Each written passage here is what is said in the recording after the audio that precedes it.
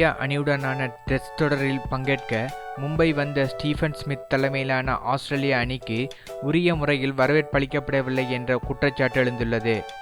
உலகின் பணக்கார விளையாட்டு அமைப்புகளில் ஒன்றாக கருதப்படும் இந்திய கிரிக்கெட் கட்டுப்பாட்டு வாரியம் BCCI வெளிநாட்டு வீரர்களுக்கு வரவேற்பு அளிப்பதில் புகழ் பெற்றது.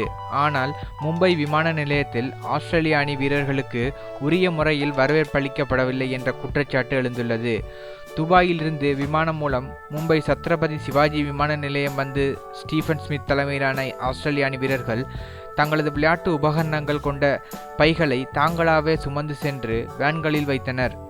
பொதுவாக இந்தியாவுக்கு வரும் சர்வதேச கிரிக்கெட் வீரர்களுக்கு உதவுவதற்காக சுமை தூக்குபவர்கள் நியமிப்பது வழக்கம்.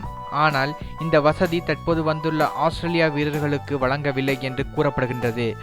இந்தியா வந்துள்ள ஆஸ்திரேலிய அணி 4 போட்டிகள் கொண்ட டெஸ்ட் தொடரில் பங்கேற்கின்றது.